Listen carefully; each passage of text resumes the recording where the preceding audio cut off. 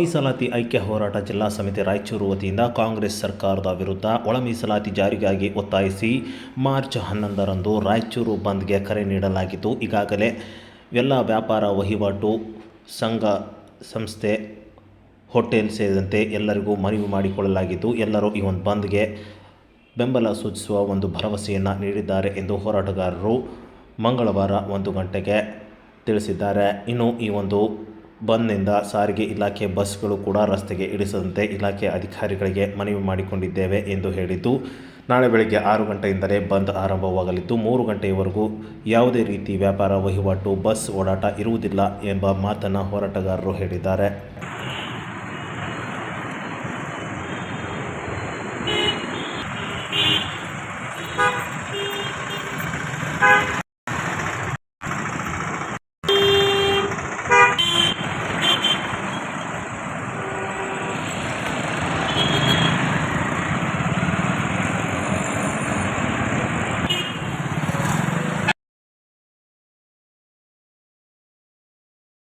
ಕರ್ತವ್ಯ ನಿರತ ಮಹಿಳಾ ಪಿಡಿಒಗೆ ಜೀವ ಬೆದರಿಕೆ ಹಾಕಿದ ಘಟನೆ ಖಂಡಿಸಿ ರಾಯಚೂರು ಜಿಲ್ಲೆಯ ಸಿಂಧನೂರು ನಗರದಲ್ಲಿ ತಾಲೂಕು ಪಂಚಾಯಿತಿ ಕಚೇರಿ ಎದುರು ಕರ್ನಾಟಕ ರಾಜ್ಯ ಪಂಚಾಯತ್ ಅಭಿವೃದ್ಧಿ ಅಧಿಕಾರಿಗಳ ಸಂಘದ ನೇತೃತ್ವದಲ್ಲಿ ಅಧಿಕಾರಿಗಳು ಮತ್ತು ಮಂಗಳವಾರ 10 ಗಂಟೆಗೆ ಪ್ರತಿಭಟನೆ ನಡೆಸಿ ಆಡಳಿತಾಧಿಕಾರಿಗಳಿಗೆ ಮನವಿ ಪತ್ರ ಸಲ್ಲಿಸಿದರು.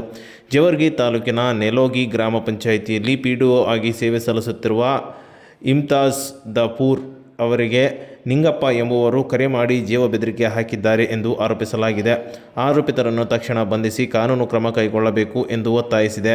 ಅಧಿಕಾರಿಗಳ ಭದ್ರತೆಗೂ ಕ್ರಮ ಕೈಗೊಳ್ಳಬೇಕೆಂದು ಮನವಿ ಸಲ್ಲಿಸಿ ಮನವಿ ಪತ್ರವನ್ನು ಮೇಲಾಧಿಕಾರಿಗಳಿಗೆ ಸಲ್ಲಿಸಿದರು.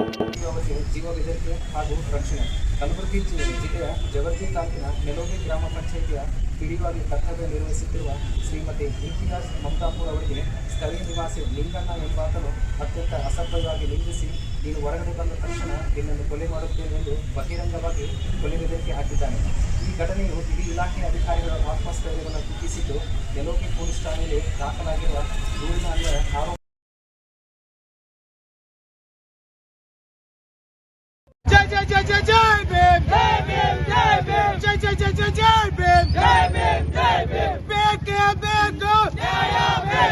ರಾಯಚೂರಿನಲ್ಲಿ ದಶವಂತ್ ಕೊಲೆ ಪ್ರಕರಣದ ಪ್ರಮುಖ ಸಾಕ್ಷ್ಯಾಧಾರನಿಗೆ ಜೀವ ಬೆದರಿಕೆ ಹಾಕಿದ ಆರೋಪಿಯನ್ನು ತಕ್ಷಣ ಬಂಧಿಸಬೇಕೆಂದು ಆಗ್ರಹಿಸಿ ಭೀಮ್ ಆರ್ಮಿ ಸಂಘಟನೆ ಜಿಲ್ಲಾಧ್ಯಕ್ಷರುಗಳಿಗೆ ಮನವಿ ಸಲ್ಲಿಸಿದೆ.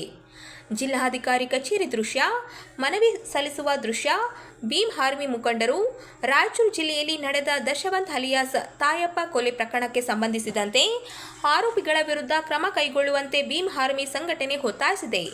ಭೀಮ್ ಆರ್ಮಿ ಜಿಲ್ಲಾ ಅಧ್ಯಕ್ಷ ಪ್ರವೀಣ್ ಕುಮಾರ್ ನೇತೃತ್ವದಲ್ಲಿ ಜಿಲ್ಲಾ ಅಧಿಕಾರಿಗಳಿಗೆ ಮನವಿ ಸಲ್ಲಿಸಲಾಯಿತು.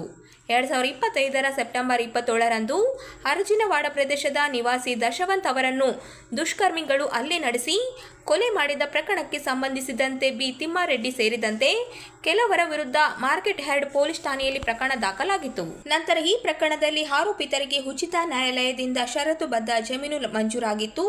ಸಾಕ್ಷಿದಾರರ ಮೇಲೆ ಪ್ರಭಾವ ಬೀರುವಂತಿಲ್ಲ ಎಂಬ ಷರತ್ತು ವಿಧಿಸಲಾಗಿತ್ತು.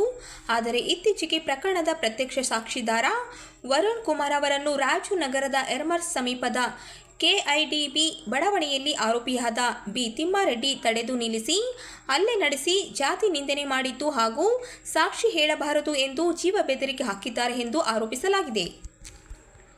ಸರ್, ಬಿ ತಿಮ್ಮಾರೆಡ್ಡಿ ಅಂತೇಳಿ ದಶವಂತ್ ಕೊಲೆ ಪ್ರಕರಣದಲ್ಲಿ ಬಿ ತಿಮ್ಮಾರೆಡ್ಡಿ ಮತ್ತು ಇನ್ನೂ 5 ಜನಗಳು ಆರೋಪಿತರು ಎಫ್ಐಆರ್ ಆಗಿರ್ತದೆ ಸರ್. ದಶವಂತ್ ಅವ್ರ ಕಾಂಪೌಂಡ್ ಹತ್ರ ಹೋಗಿ ಸಿಗರೇಟ್ ಸೇರಿದನ್ನ ಹೇಳಿದ ಕಾರಣಕ್ಕೆ ಹುಡುಗನಿಗೆ ಹುಚ್ಚು ನಾಯಿ ಹೊಡೆದಂಗೆ ಹೊಡೆದು ಕೊಲೆ ಮಾಡಿರ್ತಾರೆ ಸರ್. ಹೊಡೆದಿದ್ದು ಅಲ್ಲದೆ ಸರ್, ಮತ್ತೆ ಈ ಕೇಸಲ್ಲಿ ವಿಟ್ನೆಸ್ ವರುಣ್ ಕುಮಾರ್ ಅಂತೇಳಿ ವಿಟ್ನೆಸ್ ಇರ್ತಾರೆ ಸರ್, ಹೈ ವಿಟ್ನೆಸ್ ಇರ್ತಾರೆ. ಆ ಹುಡುಗನ್ನು ಸಹ ಕರ್ಕೊಂಡು ಆ ಹುಡುಗನಿಗೆ 1 ಲಕ್ಷ ರೂಪಾಯಿ ದುಡ್ಡು ಕೊಡ್ತೀನಿ ಅಂತೇಳಿ ಆಸೆ ತೋರಿಸಿ ಕರೆದು ಆ ಹುಡುಗನಿಗೂ ಸಹ ಆ ಹುಡುಗ ಒಪ್ಪಿರಂಗಿಲ್ಲ ಸರ್. ಏನಂತ ಹೇಳಿ, ನನಗೆ ದುಡ್ಡು ಬೇಡ ಸರ್, ನನ್ನ ಕಣ್ಣು ಮುಂದೆ ನನ್ನ ಫ್ರೆಂಡ್ ನೋಡಿ ಸಾಯಿಸಿದ್ರೆ ನನಗೆ ಒಪ್ಪಾಗ್ತದೆ ಅಂತ ಹೇಳಿದಾಗ ಆ ವರುಣ್ ಕುಮಾರ್ಗೆ ಇವ್ರು ಏನ್ ಮಾಡ್ತಾರೆ, ಮಾತು ಕೇಳಂಗಿಲ್ಲ ಅಂತ ಇವನಿಗೂ ಹೊಡೆಯಕ್ಕೆ ಹೋಗಿದ್ದಾರೆ ಸರ್. ಅಂದ್ರೆ ಹೆಂಗಾಗಿದೆ ಅಂದ್ರೆ ಸರ್, ಇಲ್ಲಿ ನಾವು ಇಲ್ಲಿ DRC ಪೊಲೀಸ್ ಸ್ಟೇಷನ್ಗೆ ಹೋಗ್ತೀವಿ, ಅವ್ರು ನೋಡಿದ್ರೆ ಏನಂತಾರೆ, ನಾವು ಈಗ ಬೇಲ್ ವೈಲೆನ್ಸ್ ಆಗಿದೆ ಸರ್, ಕ್ಯಾನ್ಸಲ್ ಮಾಡ್ರಿ, ಬೇಲ್ ಕ್ಯಾನ್ಸಲ್ ಮಾಡಿ ಅವರು ಅರೆಸ್ಟ್ ಮಾಡ್ರಿ ಅಂತ ಅವ್ರಿಗೆ ಹೇಳಿದ್ರೆ ನಮ್ಮ ಹತ್ರ ಸ್ಟಾಫ್ 4-5 ಜನ ಇದ್ದಾರೆ, ನಾವೇನ್ ಮಾಡ್ಬೇಕು ಅನ್ನೋ. ಇವ್ರು ನೋಡಿದ್ರೆ ಬಿ ತಿಮ್ಮಾರೆಡ್ಡಿ ಅವರು JDS ಪಕ್ಷದಿಂದ ಹಿಡ್ಕೊಂಡು ನಮ್ಮ ವಿರುದ್ಧ ಹೋರಾಟ ನಮಗೆ ಭಾಳ ಅಂದ್ರೆ ಭಾಳ ಈಗ ನನಗೂ ಜೀವ ಬೆದರಿಕೆ ಹಾಕಿದ್ರು ಸರ್ ಇದ್ರಾಗ ಡಿ ತಿಮ್ಮಾರೆಡ್ಡಿ ಅವರು. ಅದನ್ನು ವಾಯ್ಸ್ ರೆಕಾರ್ಡ್ ಇದೆ ಸರ್. SP ಸರ್ ಗಮನಕ್ಕೂ ತಂದೆ ಸರ್. SP ಸರ್ ಆಫೀಸ್ ಮುಂದೆ ಹೋರಾಟ ಮಾಡಿದ್ದೀವಿ ಸರ್. ಅವ್ನು ಇನ್ನೂ ಆದ್ರೂ ಅರೆಸ್ಟ್ ಮಾಡ್ತಾ ಇದ್ದೀವಿ ಸರ್. ಅವ್ರಿಗೆ ಹೆಂಗಾದ್ರ ಮೇಲೆ ಅವ್ರಿಗೇನು ದುಡ್ಡಿನ ಒಂದು ಅಹಂಕಾರ ತುಂಬಿದೆ ಸರ್. ಏನು ದುಡ್ಡಿದ್ರೆ ನಾವು ಯಾರನ್ನಾದ್ರೂ ಕೊಂಡ್ಕೋಬೋದು, ಯಾರನ್ನಾದ್ರೂ ಒಂದು ಪರ್ಚೇಸ್ ಮಾಡ್ಬೋದು ಅನ್ನೋದು ಅವ್ರ ಮೆಂಟಾಲಿಟಿ ಏನಿದೆ. ನಾವು ಇಲ್ಲಿ ಮತ್ತೆ ರಾಜಕೀಯ ರೂಪುರೇಷೆ ಕ್ರಿಯೇಟ್ ಮಾಡ್ತಾ ಇದ್ದೀವಿ ಸರ್. ನಾವು ಯಾವುದೇ ರಾಜಕೀಯ ರೂಪುರೇಷೆ ಅಲ್ಲ.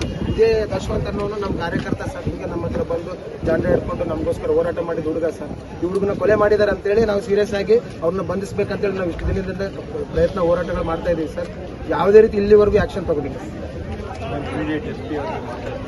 ಅದ್ಮೇಲೆ ಸೀರಿಯಸ್ ಆಗಿ ಆಕ್ಷನ್ ಆಗ್ಬೇಕು ಸರ್. ನಮಗೂ ನಾನೊಂದು FIR ಮಾಡಿದ್ದೀನಿ ಸರ್ ಯರಗೇರ ಪೊಲೀಸ್ ಠಾಣೆಯಲ್ಲಿ. ಮತ್ತೆ ಇಲ್ಲಿ ವರುಣ್ ಕುಮಾರ್ ಅನ್ನೋ ವಿಟ್ನೆಸ್ಗೂ ಹೊಡೆದಾರೆ ಸರ್. ಹೊಡೆದು ಅದ್ರ ಮೇಲೆ ಇಲ್ಲಿ ಗ್ರಾಮೀಣ ಪೊಲೀಸ್ ಸ್ಟೇಷನಲ್ಲಿ ಅಲ್ಲಿನೂ ಒಂದು FIR ಆಗಿದೆ ಸರ್. ಅಂದ್ರೂ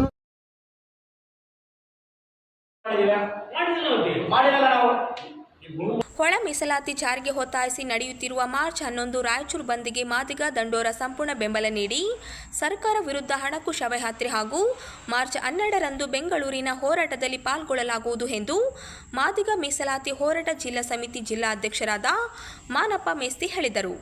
ಅವರಿಂದು ನಗರದ ಸುದ್ದಿಗಾರರೊಂದಿಗೆ ಮಾತನಾಡಿ, ಮಾದಿಗ ದಂಡೋರ ರಾಜ್ಯ ಅಧ್ಯಕ್ಷರಾದ ಬಿ ನರಸಪ್ಪ ದಂಡೋರರವರ ಆದೇಶದ ಮೇರೆಗೆ ಹೋರಾಟಕ್ಕೆ ಬೆಂಬಲಿಸಲಾಗುತ್ತಿದೆ. ಒಳ ಮೀಸಲಾತಿ ವಿಧೇಯಕವು ರಾಜ್ಯಪಾಲರ ಸಹಿ ಪಡೆದು ಅನುಮೋದನೆಗೊಂಡಿದೆ ಎಂದು ಸಂತೋಷ ಪಡುವ ಸಂದರ್ಭದಲ್ಲಿ ಒಳ ಮೀಸಲಾತಿ ಅನ್ವಯವಾಗದಂತೆ 56,432 ಹುದ್ದೆಗಳನ್ನು ಭರ್ತಿ ಮಾಡುತ್ತೇವೆ ಎಂದು ಮಾರ್ಚ್ 16 ಸಚಿವ ಸಂಪುಟ ತೀರ್ಮಾನ ಸಂವಿಧಾನ ಮತ್ತು ಸಾಮಾಜಿಕ ನ್ಯಾಯಕ್ಕೆ ಬಗೆದ ಘೋರ ಅನ್ಯಾಯವಾಗಿದೆ. ಆ ಮೂಲಕ 35 ವರ್ಷಗಳ ಒಳ ಮೀಸಲಾತಿ ಹೋರಾಟಕ್ಕೆ ಮಹಾದ್ರೋಹವೆಸಗಲಾಗಿದೆ. ಚುನಾವಣಾ ಪೂರ್ವದಲ್ಲಿ ಸರ್ಕಾರ ಬಂದ ಮೊದಲನೆಯ ಅಧಿವೇಶನದಲ್ಲಿಯೇ ಒಳ ಮೀಸಲಾತಿಯನ್ನು ನಮ್ಮ ಕಾಂಗ್ರೆಸ್ ಸರ್ಕಾರ ಸಚಿವ ಸಂಪುಟದಲ್ಲಿ ಜಾರಿಗೊಳಿಸುತ್ತೇವೆಂದು ಪ್ರಣಾಳಿಕೆಯಲ್ಲಿ ಬಹಿರಂಗ ಸಮಾವೇಶಗಳಲ್ಲಿ ಕಾಂಗ್ರೆಸ್ ಪಕ್ಷ ಘೋಷಣೆ ಮಾಡಿತು. ಒಳ ಮೀಸಲಾತಿಯನ್ನು ಒಳಗೊಂಡು ಪೋಸ್ಟಿಂಗ್ ಮಾಡ್ರಿ ಅಂತ ನಮ್ಮ ಬೇಡಿಕೆ ಬಂಧುಗಳೇ. ಅದೇ ರೀತಿಯಾಗಿ 11ನೇ ತಾರೀಕಿಗೆ ನೆಡ್ತಕ್ಕಂಥ ರಾಯಚೂರು ಬಂಧು ಕಾರ್ಯಕ್ರಮದಲ್ಲಿ ಮಾದಿಗ ದಂಡೋರ ಮಾದಿಗ ಮೀಸಲಾತಿ ಹೋರಾಟ ಸಮಿತಿ ಸಂಪೂರ್ಣವಾಗಿ ಬೆಂಬಲವನ್ನು ಸೂಚಿಸುತ್ತೇವೆ. ಅದೇ ರೀತಿಯಾಗಿ 12ನೇ ತಾರೀಕಿಗೆ ಬೆಂಗಳೂರು ಚಲೋ ಕಾರ್ಯಕ್ರಮದಲ್ಲಿ ನಾವು ಭಾಗವಹಿಸ್ತೀವಿ ಅಂತ ಹೇಳುತ್ತಾ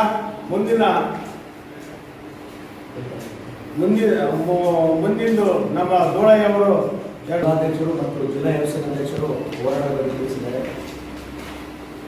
ಈ ದೇಶದಲ್ಲಿ ಮತ್ತು ಈ ರಾಜ್ಯದಲ್ಲಿ ಶೋಷಿತ ಸಮುದಾಯದ ಜನಾಂಗಕ್ಕೆ ಮೀಸಲಾತಿಯಲ್ಲಿ ಒಳ ಮೀಸಲಾತಿಯನ್ನು ಕಲ್ಪಿಸಬಹುದು ಮತ್ತು ಕಲ್ಪಿಸಬೇಕೆಂದು ಈಗಾಗಲೇ ಮಾನ್ಯ ಸರ್ವೋಚ್ಚ ನ್ಯಾಯಾಲಯವು ಆದೇಶ ವೈಯಕ್ತಿಕವಾಗಿ ಸುಬ್ಬಣ್ಣ ಮಾಸ್ತರ್ ಎಂಬ ಹೆಸರಿನಲ್ಲಿ ರಚನೆ ಮಾಡಿ ಸರ್ಕಾರಕ್ಕೆ ಕಳಿಸ್ತಾರೆ. ಆದರೆ ಇರ್ತಕ್ಕಂಥ ಕೆಲವರು ಸರ್ಕಾರಕ್ಕೆ 1 ಎಕರೆ 10 ಗುಂಟೆ ಜಮೀನು ಸರ್ಕಾರಕ್ಕೆ ದಾನದ ರೂಪದಲ್ಲಿ ಮಾಲೀಕರು ಕೊಟ್ಟಿದ್ದಾರೆ. ಇವತ್ತು ಅಧಿಕಾರಿಗಳ ಕೈಚಳಕದಿಂದ ಮತ್ತು ಹುನ್ನಾರದಿಂದ ಇವತ್ತು ಸುಬ್ಬಣ್ಣ ಮಾಸ್ತರ್ ನಗರ ಎಂದು ರಚನೆ ಮಾಡಿರುವುದು ರದ್ದುಪಡಿಸಿ ಇಲ್ಲಿರ್ತಕ್ಕಂಥ ತಾಂಡದ ಎಲ್ಲ ನಿವಾಸಿಗಳು ಗುರುಗಳಾದ ರಾಮರಾವ್ ನಗರ ಎಂದು ಮಾಡಬೇಕಂತೇಳಿ ಸರ್ಕಾರವನ್ನು ಆಗ್ರಹಪಡಿಸ್ತಾ ಇದೆ. ಇವತ್ತು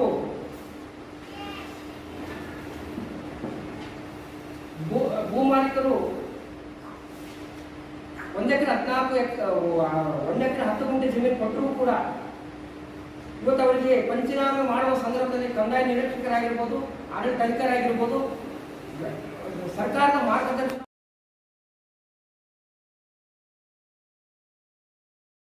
ರಾಯಚೂರು ಜಿಲ್ಲೆಯ ಲಿಂಗಸಗೂರು ತಾಲೂಕಿನ ಲಿಂಗಸಗೂರು ಪೊಲೀಸ್ ಠಾಣಾ ವ್ಯಾಪ್ತಿಯ ಕರ್ಡಕಲ್ ಕೆರೆಯಲ್ಲಿ ಬಾಲಕನ ಶವ ಪತ್ತೆಯಾದ ಸ್ಥಳಕ್ಕೆ ರಾಯಚೂರು ಜಿಲ್ಲಾ ಪೊಲೀಸ್ ವರಿಷ್ಠಾಧಿಕಾರಿ ಅರುಣಾಂಶು ಗಿರಿ ಅವರು ಭೇಟಿ ನೀಡಿ ಪರಿಶೀಲನೆ ನಡೆಸಿ ಅಧಿಕಾರಿಗಳಿಂದ ಮಾಹಿತಿ ಪಡೆದಿದ್ದಾರೆ.